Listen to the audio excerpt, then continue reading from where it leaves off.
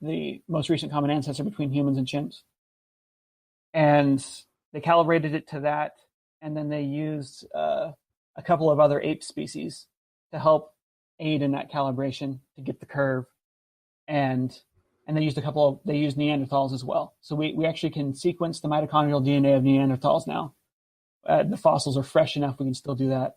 And so they used these different data points to create this curve. And so they had to use radiometric dating, right? They had to use radiometric dating to find out how old those fossils were. And then they used that to generate this curve. And we can now use this to date. Like, you can figure out how long ago your recent common ancestor was with somebody. If you have a genealogy and you know how many generations ago you were related to someone, you can use this chart to predict how many mutations there will be between you and them. If you know how many mutations there are between you and someone else, you can use this chart to figure out how long ago your common ancestor was. So it's really, really cool, really powerful graph that he's got here. And Nathaniel, if we go to the next slide, is my final slide. I've been long-winded here. That's been great. Can I read this? So Dr. Jeanson rejects substitution rate curves because, and this is why he rejects them in his book. He says, scientists have claimed that present rates are the key to the past, and that the world we see today has arisen primarily by slow, constant rates over time. Invoking changing rates in genetics would be logically inconsistent with the practice of evolutionary geology and astronomy. So he's essentially saying that we're changing things to fit the data. We're changing the data to fit our long time scale, but we don't let them do that when they want to change the data about radiometric decay, right? And so he's basically saying that's not fair. You need to either stick to one or the other. The thing that I would argue, and I'm sure Mays will argue this, is that we know exactly what's causing this change in mutation rate. It's natural selection, and that's why we can do this. We know if you're using math to make a prediction about reality, you have to use the variables that exist. You can't make up variables, and you can't ignore variables that you know exist.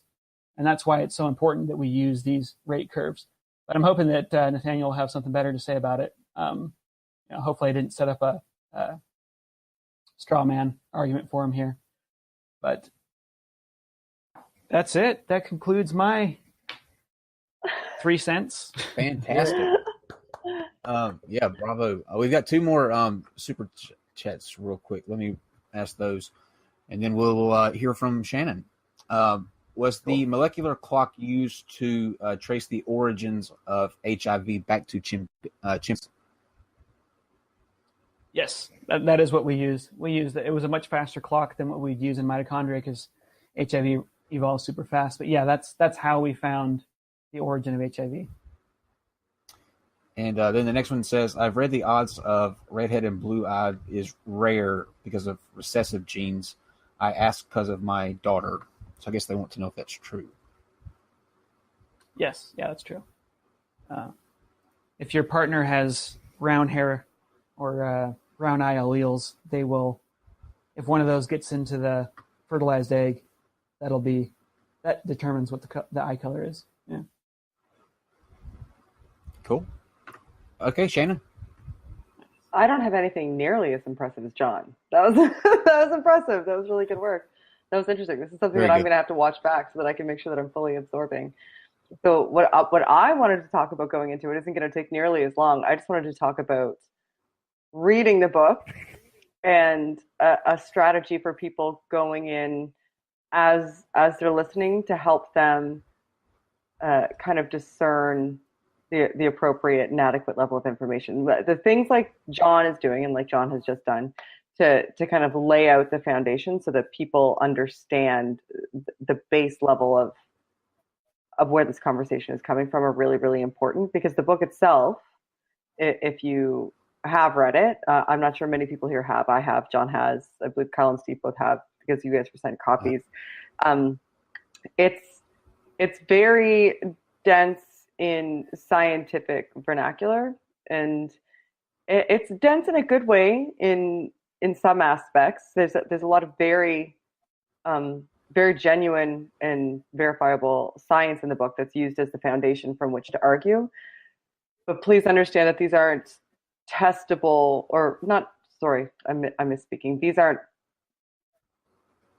hypotheses that are being promoted here. They're not something that has already been tested and verified. These are hypotheses based on an interpretation of the scientific data through the lens of young Earth creationism, which is fine. However, if you're arguing from the position that these things are in fact verified, that isn't the case. And I'm sure to Nathaniel's credit, he'll argue that our side isn't verified as well. I just don't want people to get bogged down in the minutia of the scientific vernacular that's going to be coming at them very steady throughout the course of this. And I would very much encourage you to read the book if you are going to be critical during or after, so that you can understand his position. Because one of the things that I am concerned about going in, and I'm sure that Dr. Mays has an incredible grasp on what's going on, is that because the vernacular that was used in the book is so dense and difficult to follow at times, I'm afraid that I can't be any less curt than that. It can be very, very difficult to follow. It takes you down a rabbit trail, essentially, to an assertion. I fear that the actual underlying message that Nathaniel is trying to get out may be lost, and we run the risk of his position being strawmanned because it was not communicated in a readily understandable manner. And I wanted to communicate that to people going in, and I think that's a fair and relatively measured communication critique of the book. And going in, I would very much like to ensure that, I guess to a certain degree, this message is to Herman, to Dr. Mays, to ensure that he has Nathaniel's actual position nailed down going in, and isn't arguing against an assumption of a position that he would have simply because of the fact that he is affiliated with Answers in Genesis and is somebody who has published this book through AIG. Just really ensure that you're representing his actual position and not an assumption of his position, because it's, you have to dig to find it. It's a fair assessment to say that you have to dig to find it in the book, and I'm not sure how many people have read it, but it might just require asking. So go ahead. Might just require asking Nathaniel lots of questions during the debate, just digging in and asking some questions, because Nathaniel has I've seen some articles he's written complaining that people are not really engaging with his content. They're not really engaging with his actual arguments, and I think it's kind of hard. I mean, it's hard to understand his arguments. I think hopefully they'll be able to really dig in and figure out super clearly what his arguments are, or which main points he wants to really drive home. So that's what I'd like to see, actually, more so than anything, is mirroring a little bit more than you would generally see in a debate, to clarify his position before arguing against it.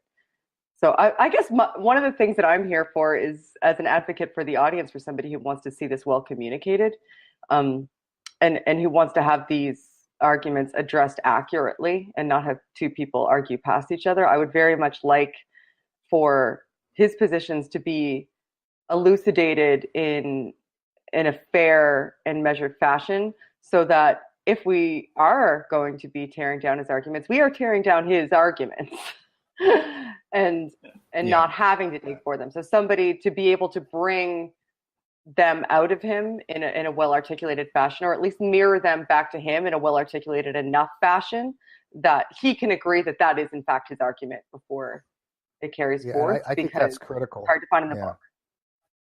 Because I think that's critical, because there's no sense spending time refuting a straw man, right? And we all agree we want to have people argue their position, and we understand their position correctly. There's no reason to purposely misconstrue somebody, and we never try to willfully do that. We want to take the best charitable approach as a principle of cooperation there. As a layperson who has read most of the book. What's that? And I know that you do. It's just the book itself is it's difficult to discern. It's a rough read for me, unless you on a tertiary read, really, like at a glance. It's a rough read. Well, that's why I was kind of wondering what's going on with this book, because for myself, who has a little bit of biology knowledge but is still a complete layperson, it's a rough read, and so I could even go through and kind of say, okay, these are the points that he's trying to make, except maybe for a very superficial level. So I'm hoping that maybe some of that gets sussed out a little bit more of what actual points was being made. And I know it gets technical, and that's the problem. The book is very well done as far as presented, but I'm not sure what I'm looking at as far as the argument. Does that make sense? Right. Well, yeah, it does make sense. And here's part of my concern with the book, and I think this is a fair concern. And Jon is so much more balanced than me, and I'm fairly balanced, but Jon is just immensely balanced. So here's part of my concern going into the book, is that Nathaniel is a PhD from Harvard. So anybody who is looking for affirmation of their existing position would essentially look through all of the technical jargon, just assume based on his authority that whatever he's saying has merit, not necessarily understand that what he's proposing is more so a potential hypothesis than it is, or assertions than it is actually provable or already proven information, and just, for lack of a better term, take it as gospel because of that, because they're looking for a reaffirmation, and because he is a PhD, and because it has so much legitimate science sprinkled through it, that and it is a difficult, very technical read. They would essentially just fall back on just assuming this guy knows what he's talking about. He has a PhD from Harvard. Who are you to question him? That's our guy. So if you want to adequately counter him, it's very important that you understand what you're countering and get him to clarify it for everybody, which is why what Jon's doing is very, very important, because he's giving the baseline that allows you to build on that foundation so that it's more easily clarified. So I want people to go in thinking that. And I'm not speaking to the people that are like me, who are already atheists. I'm speaking to the people that have read this book and believe it. I want you to have the opportunity to really hear his position clearly stated, so that no pun you intended. can question it yourself. Barely. Yeah, that wasn't even on purpose. Totally accidental. There was a question here, and I can't believe I hope this is a joke, because we were talking about this before the show, but the question is, do viruses exist, and how do they evolve from eukaryotes? Oh my goodness. Yes, viruses exist. They're not all Viruses CGI exist. now. You can think of a virus as, it's possible that there are viruses that exist from way early. They have an ancestor that goes way back into deep evolutionary time, but probably not. Most viruses are probably escaped genes from normal genomes. So, maybe an easier way to think of it is, we all know that how cancer works, right? You get a mutation and you get a group of cells that start going haywire, and they start reproducing on their own. And so you've got this competition between your body and these new organisms, essentially, that are reproducing inside your body that evolved from you. Viruses are kind of like that. We think that they originate from organisms, plants, animals, and they were able to escape their host cells and go live their own life and have their own little party and causes problems. Nice. Yes, they do exist. It's irrefutable. Viruses exist. Poor Jon doesn't understand the craziness that happens here. There was somebody who came on here who argued that viruses do in fact not exist. Right. They're all CGI. Yeah. But this is a different As I person. was saying before,